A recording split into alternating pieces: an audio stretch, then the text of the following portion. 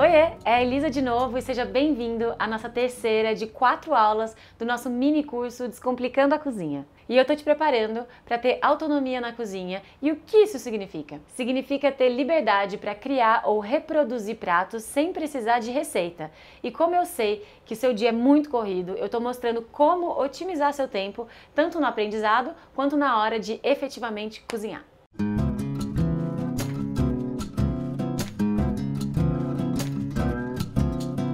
Da mesma forma que aconteceu com vários dos meus alunos, como você pode ver nos depoimentos que estão em algum lugar aqui dessa página. Na primeira aula eu te falei como ter autonomia na cozinha é a chave para cozinhar bem e não precisar de receita. Eu mostrei onde normalmente os iniciantes erram e como corrigir.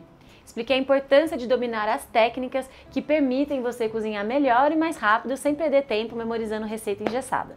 Eu te mostrei como usar sua própria memória para criar receitas e aumentar o seu repertório.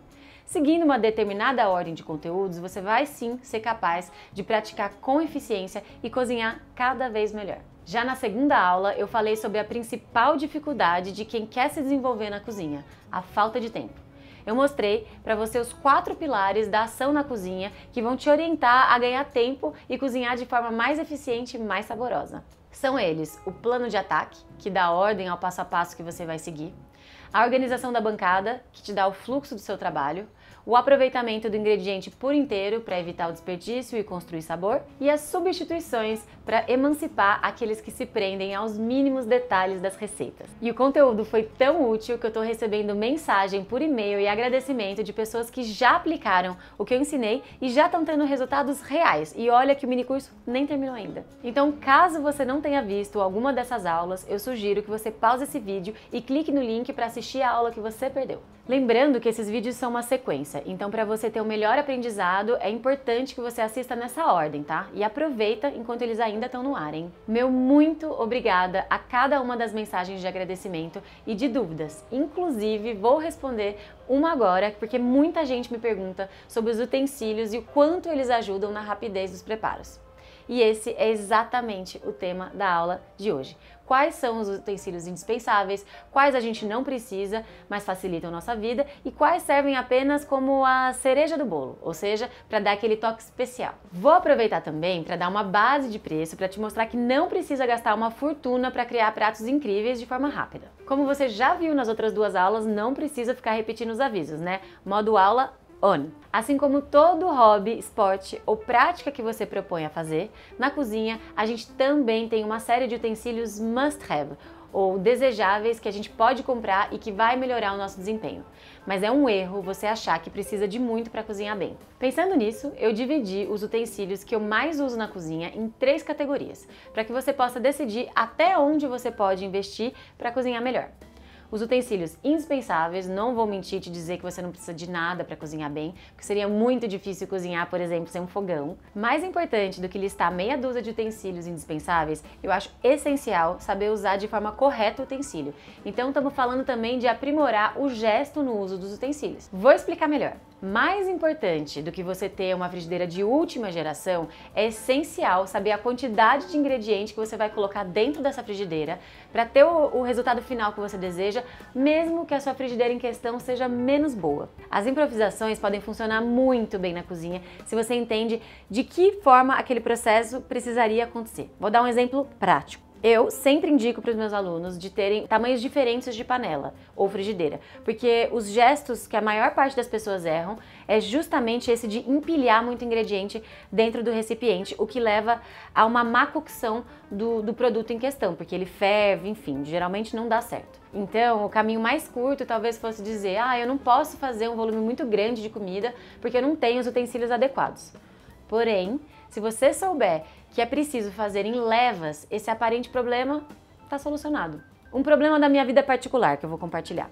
Desde que eu voltei da França, eu fiquei com muita vontade de comer croissant e eu queria fazer o meu próprio croissant, só que é muito difícil na minha cozinha, porque além de super apertada, ela é muito quente e o croissant derrete nas altas temperaturas. Então, como eu sei que é importante para a gente fazer um bom croissant ter uma bancada de trabalho bem fria, e eu não tenho ar-condicionado na minha cozinha e nem acho que eu vou comprar um então em breve, o que eu fiz? Eu congelei várias assadeiras e depois coloquei elas em cima da minha bancada de trabalho para gelar a bancada e todas as superfícies que eu fosse trabalhar.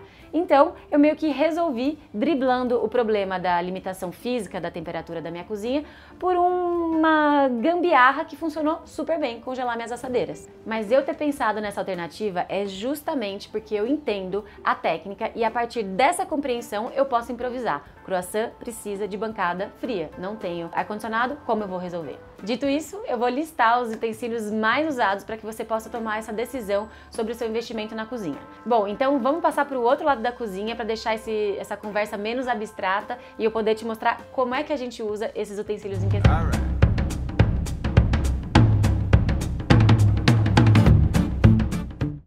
Agora que a gente passou pro lado de cá da cozinha, eu vou começar a falar sobre os utensílios indispensáveis na cozinha. Primeiro eu vou te passar só o que você precisa comprar para dar esse passinho a mais. Vamos começar então falando de tábua. Apesar de eu filmar os meus vídeos com uma tábua de madeira que é muito mais bonita, o real oficial assim que você deve comprar para sua cozinha é uma tábua de polipropileno. Sempre esqueci esse nome. Essa tábua de plástico de açougueiro.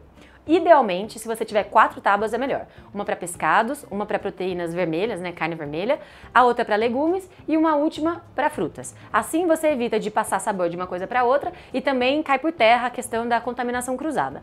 Mas no contexto doméstico, se você puder investir em uma dessa, pelo menos uma, é fundamental e ela vai durar muito mais tempo. Agora, a frigideira antiaderente.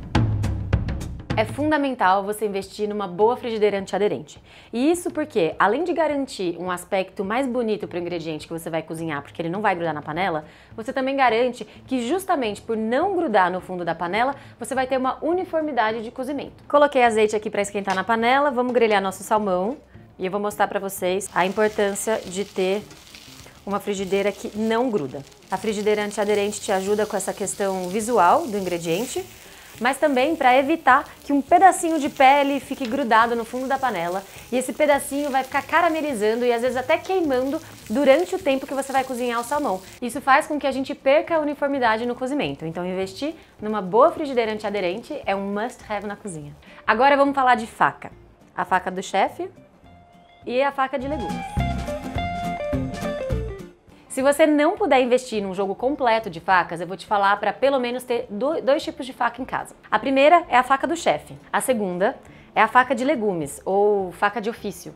Pelo menos é assim que eu traduzi livremente do francês. O importante de ter 2 tamanhos de faca é simplesmente para você ter mais destreza e mais rapidez. Então a faca do chefe é aquela que a gente usa para fatiar e fazer todos os preparos. A faca de legumes, como o próprio nome diz, é para fazer gestos mais precisos, menorzinhos, normalmente em legumes. Então primeiro eu vou mostrar a faca do chefe, claro, que a gente usa para fazer a maior parte dos preparos. Vou partir ela em 2 e seria bem mais difícil tirar as sementinhas com essa faca grande, eu tenho menos destreza. E aí então que entra em jogo a nossa faca de legumes. Olha só.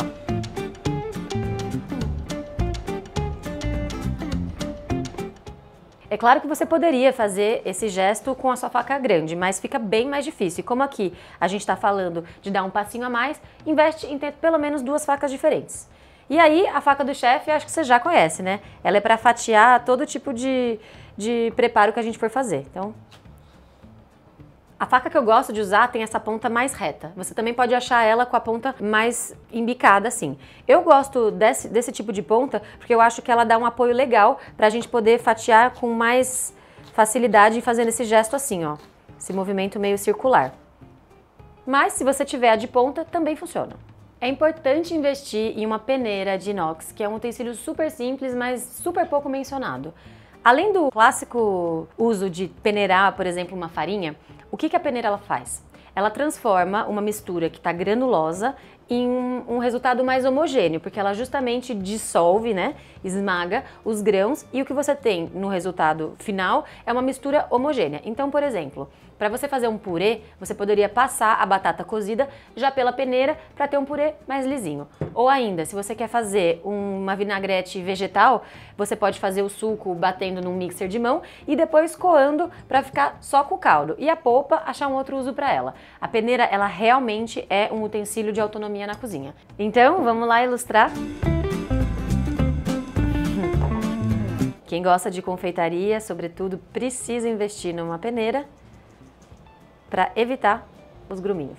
Aqui no caso da farinha não faz diferença o material, mas eu insisto para você comprar uma peneira de inox, porque assim você pode passar misturas quentes sem ter medo de derreter a parte da redinha dela. E agora o fouet. Se você pensa que o fouet serve só para confeitaria, eu tô aqui para te falar que de jeito nenhum. Ele é um super aliado para as receitas salgadas, porque graças ao fouet você pode fazer as emulsões. Existem emulsões frias e emulsões quentes, que são as bases de muitos molhos possíveis dentro da cozinha.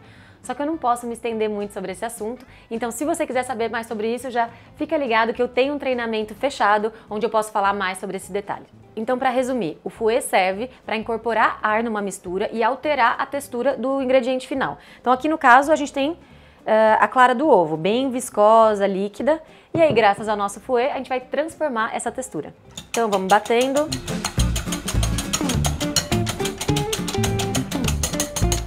Fora que é uma super forma de fazer uma academia enquanto você prepara a sua comida. Olha só, olha como o fouet, esse utensílio incrível que transforma completamente a textura dos ingredientes.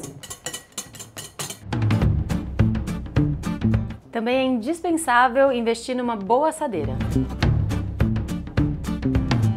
E quando eu falo numa boa assadeira, eu quero dizer uma assadeira antiaderente. Se você não puder comprar vários tipos de assadeira, é legal que ela seja antiaderente, porque daí você pode fazer muitos mais preparos diferentes, tipo essa batatinha rústica. E o melhor de tudo, sem grudar, olha só.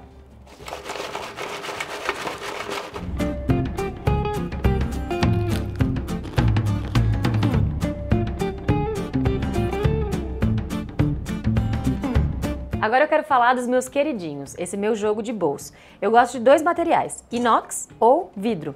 E é importante você investir em tamanhos diferentes, porque isso aqui vai te ajudar com a sua mise en place. Se você não sabe o que é mise en place, é justamente o pré-preparo. Então, quando eu falei de fluxo de trabalho, que a gente pega os ingredientes na esquerda, trabalha no centro e depois deixa na direita, se você tiver um monte de bowl, isso vai te ajudar muito a porcionar os seus ingredientes. Inclusive, para quem faz receita de confeitaria, já é uma ótima forma de deixar tudo pesadinho logo à mão. É claro que você pode substituir pelo seu Tupperware que você já tem em casa, mas quando você tiver um bowl, você vai entender como esse formato te ajuda para muitas outras técnicas, como as emulsões e bater clara em neve. A questão dos materiais, o vidro e o inox, vem aí por causa da higiene. É muito mais fácil você limpar um bowl de vidro do que um bowl de plástico. E o inox é perfeito para o banho-maria, porque você não vai querer colocar o seu plástico para derreter na água fervente, certo? Panela sem fundo antiaderente. Uma panela assim não serve só para cozinhar macarrão. Vou te mostrar um dos usos que eu mais faço assim com esse tipo de panela. Vou colocar o azeite aqui para esquentar.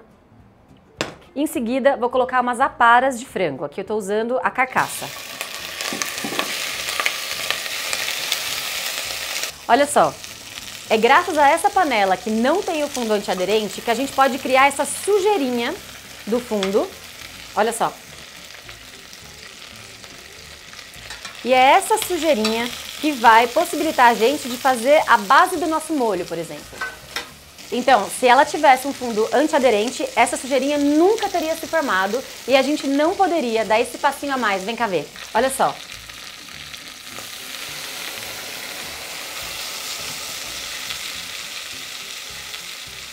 Então, depois que eu deglacei com essa água, a gente tem uma misturinha aqui, ó, que é a base de um molho muito saboroso, que eu particularmente amo, que é o jus francês, mas eu não posso falar disso agora, porque isso é um conteúdo muito denso e eu vou precisar contar para vocês melhor no meu treinamento fechado. Mas o que eu quero te falar agora é que essa base de molho, ela é incrível e ela só pode ser feita numa panela dessas de cozinhar macarrão, sem fundo antiaderente. Ah, eu usei esse termo técnico deglaçar. Nada mais é do que molhar o fundo da panela com um pouco de água ou qualquer caldo para justamente diluir e apurar o sabor de uma receita. Mas já vai se acostumando, tá? Porque esse mini curso é justamente para te preparar a entender as técnicas mais importantes da cozinha. Agora a espátula de silicone. Você deve conhecer esse utensílio pelo nome de pão duro e faz bastante sentido, porque essa espátula ela consegue alcançar todos os cantinhos da panela para quando você escorrer algum preparo não sobrar nada na panela, então ela aproveita tudo, bem pão dura mesmo. Mas o que eu quero falar sobre qual espátula ou qual pão duro você investir é em algum que tenha esse material de silicone e que seja bem flexível, porque justamente por causa dessa flexibilidade é que a gente consegue alcançar todos os cantinhos da panela. Vou aproveitar o nosso molho aqui para mostrar para vocês como realmente faz diferença ter uma espátula dessa. Olha só, eu posso pegar e alcançar todos os cantinhos da panela para que ela fique quase limpa, tá vendo? Coisa que com uma colher de metal a gente sempre ia deixar um pouquinho de molho esquecido na panela. Desse jeito aqui a gente raspa bem. Outro exemplo, olha só o meu pesto de manjericão. Se eu passasse aqui com uma colher, eu ia raspar assim, ia ter bastante desperdício, mas com a minha espátula de silicone não sobra nada. Agora vamos falar de descascador de legumes. Normalmente você vai encontrar esses dois tipos de descascadores. Esse daqui, que na França eles chamam de castor, não sei porquê, e esse daqui que tem duas lâminas paralelas. Esse daqui eu gosto dele bastante, porque ele permite a gente apoiar no nosso ingrediente e fazer movimentos mais precisos, tá vendo? Ó, eu vou e com o meu dedão acabo gerindo um pouco a posição onde esse descascador vai deslizar. Mas, se você quer saber, meu favorito é o castor. Esse daqui acho que é o descascador mais barato que você vai achar no mercado e eu, pessoalmente, eu adoro, porque além dele ser bem anatômico, porque você pega nesses dois cantinhos aqui na forma de pinça com a mão, eu acho que ele tem um toque mais leve. Então, quando a gente quer descascar sem tirar um naco muito grande de batata, tá vendo? Esse descascador aqui, eu acho que ele é melhor. Vou mostrar.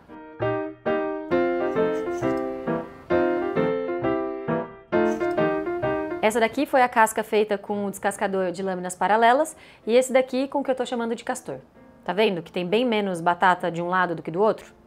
Mas daí vai de preferência, eu acho que você tendo um bom descascador já é um grande avanço. E agora a escumadeira.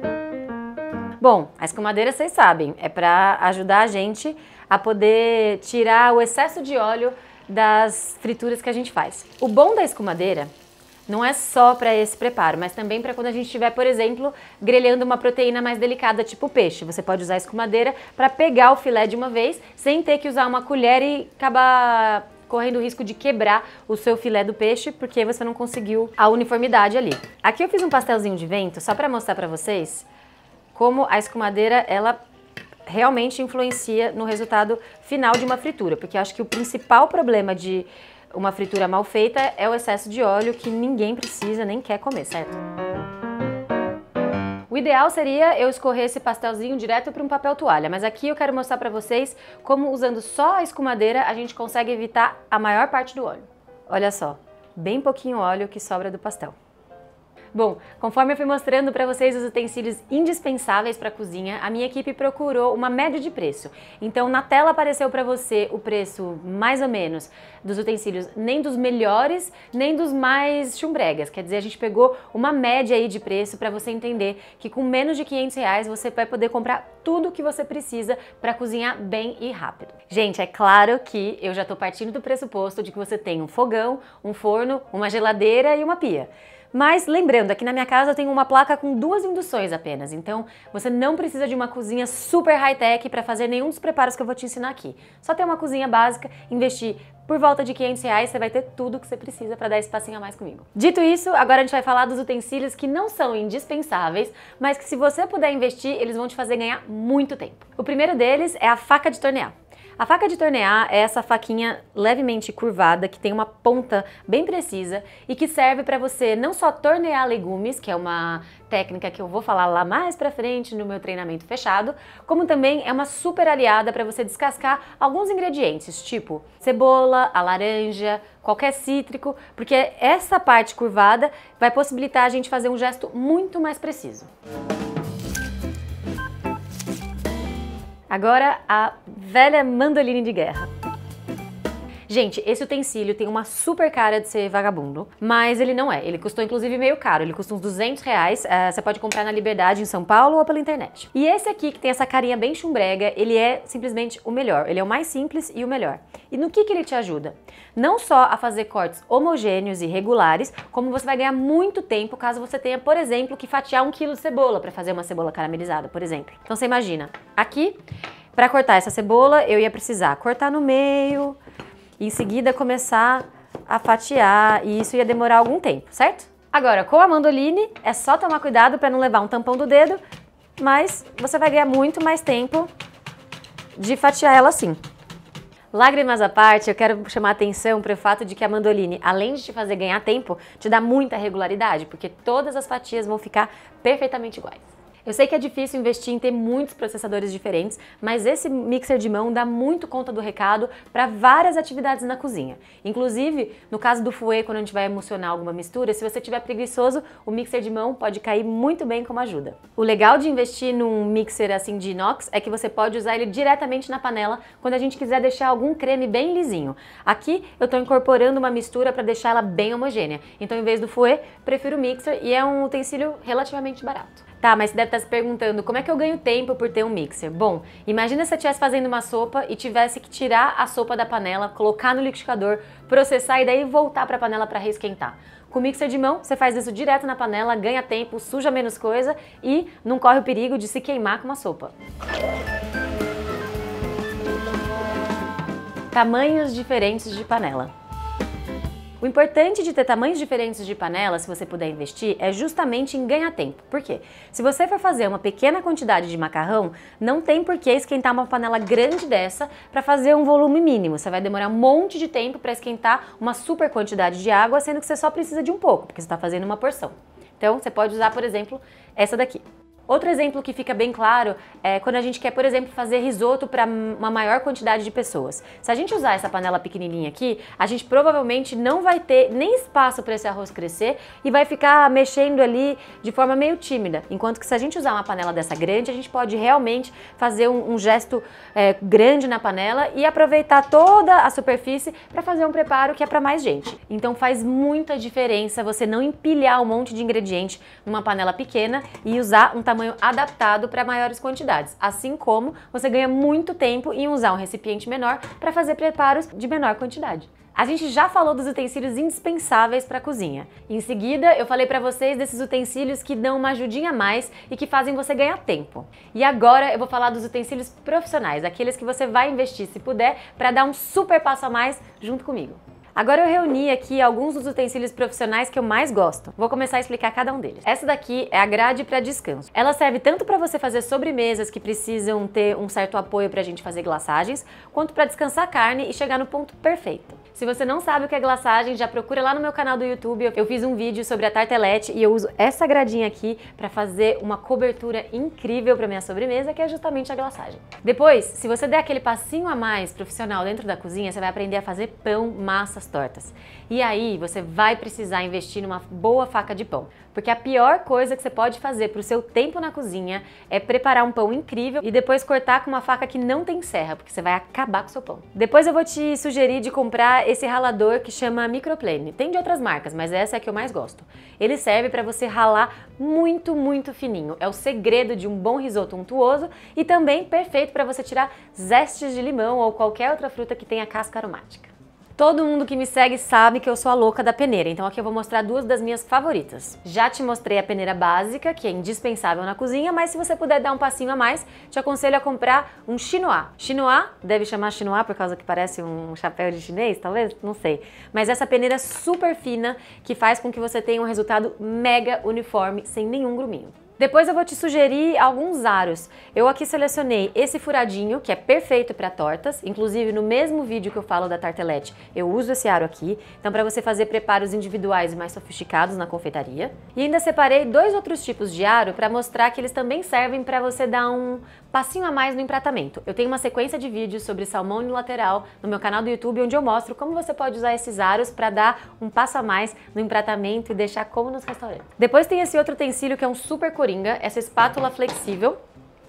Ela serve tanto para te ajudar a fazer massas, descolar a massa do bowl da batedeira, como eu mostro na receita de brioche do meu canal, mas também é um super aliado quando a gente vai fatiar muitos ingredientes na tábua e a gente precisa pegar tudo de uma vez e poder posicionar no nosso bowl de mise en place. Então, essa espátulinha ajuda a gente a pegar tudo de uma vez na tábua, bem prático, você ganha um super tempo. Agora chegou a parte especial, que é a panela de ferro. Eu amo essas panelas de ferro, você pode perceber que eu tenho 2 tamanhos, mais uma grelha. É um investimento um pouquinho mais salgado, essa aqui custou R$900, mas essa é a minha vida, minha paixão, então vale muito a pena pra mim investir em ter uma panela dessa, porque ela serve pra você fazer todo tipo de preparo e ela guarda o calor por muito mais tempo. Então, além de poder ir pro forno, então a gente pode fazer preparos que começam no fogão e terminam no forno, a gente pode ainda assar pão e fazer outros preparos que dependem justamente de abafar o calor aqui dentro, o que muitas vezes vai substituir até a panela de pressão. Um exemplo bom de receita que você pode fazer aqui, que ganha muito tempo caso você não tenha a panela de pressão em questão, é uma vaca atolada, aquele preparo que vai costela e mandioca que precisa de uma longa cocção. Se a gente deixar com a panela fechada nessa panela de ferro, você vai ver como você vai ganhar muito tempo, porque ela realmente acelera demais o cozimento em função de guardar o calor todo dentro da panela. Agora eu vou te indicar de comprar uma pinça dessa, que eu acho que é uma pinça cirúrgica, e ela é muito útil para quando você faz preparos diretamente na brasa, mas também quando a gente precisa mexer alguma coisa com mais delicadeza e mais destreza dentro da panela. Em vez da gente aproximar a nossa mão e correr o risco de se queimar, essa pinça aqui possibilita você fazer gestos finos sem ter que se aproximar demais do calor. O último dos utensílios, a sonda, é o único que você não pode comprar. Esse daqui você vai ter que fazer e usar bastante a sua criatividade, porque é uma haste bem fina de alumínio que eu coloco uma rolha na ponta para não perder essa haste tão fininha pela cozinha. Então eu vou limpar aqui a minha bancada para mostrar para vocês como que funciona esse utensílio aparentemente simples, mas que revoluciona a sua performance na cozinha. Vou esquentar uma frigideira antiaderente com azeite, vou salgar aqui as minhas carnes e vou fazer mal passada, ao ponto e bem passada. Aí vocês vão entender um pouco como que é o funcionamento da sonda. Mesmo se você não come carne, pode prestar atenção até o final desse vídeo que eu vou te mostrar como é que a sonda serve também para os legumes.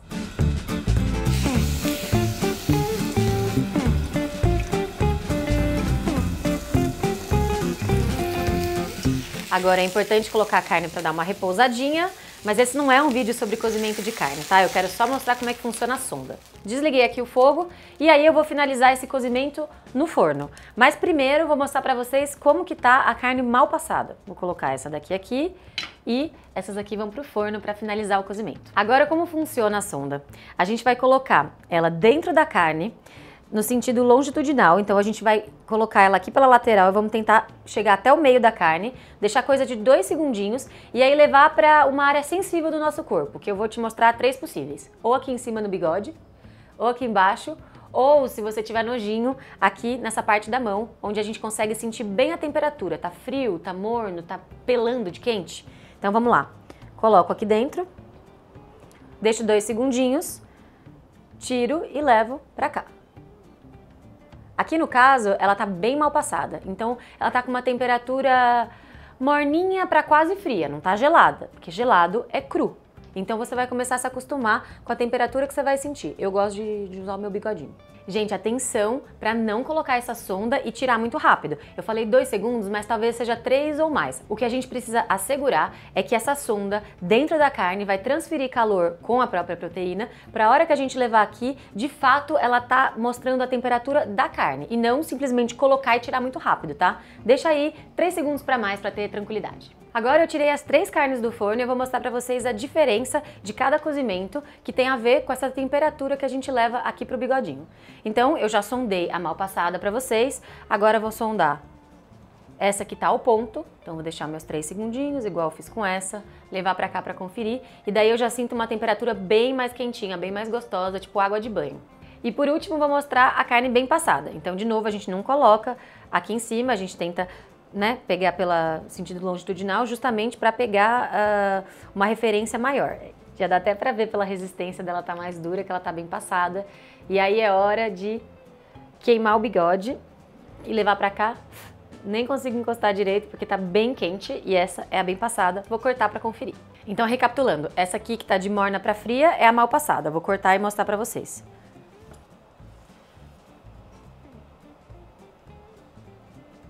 Mal passada.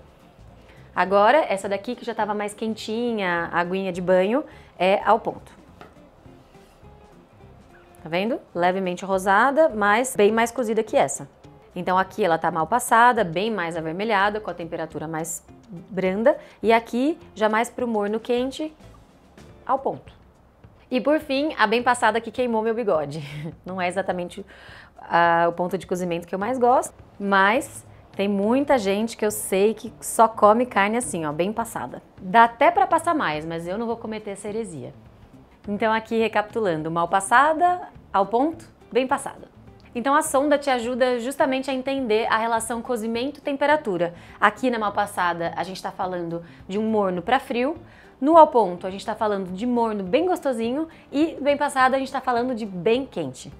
Outra coisa que a sonda te faz entender melhor é a textura do ingrediente. Então, como eu comentei quando eu sondei a carne bem passada, ela oferece bem mais resistência para a sonda, porque ela está mais cozida e as fibras mais fechadas. Se a gente estivesse falando de legumes, a textura ia dizer tudo. A gente ia esquecer essa questão de temperatura e ia pensar só em textura.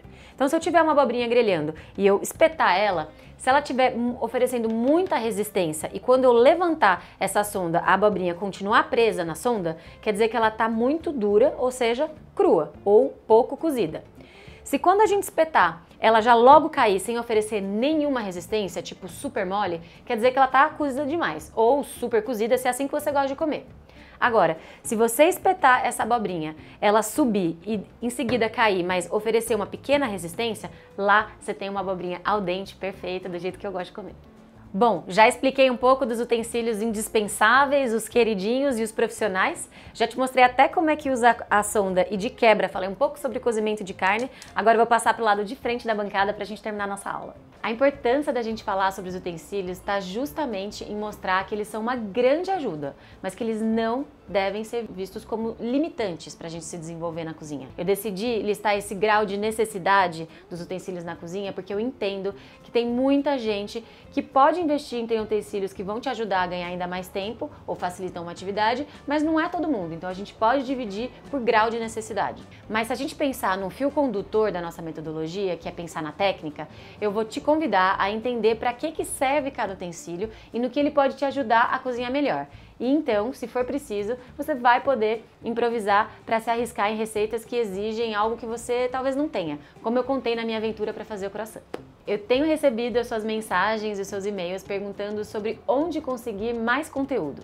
Pessoas que querem se aprofundar ainda mais e levar a cozinha para um outro patamar. Também recebi bastante pergunta sobre quais são as principais técnicas que é preciso aprender para a gente conseguir a autonomia que a gente falou durante essas aulas. E eu quero te ajudar com uma aula especial, que é a nossa quarta e última aula. E ainda te dar uma ótima notícia, essa quarta aula com certeza será a melhor de todas elas.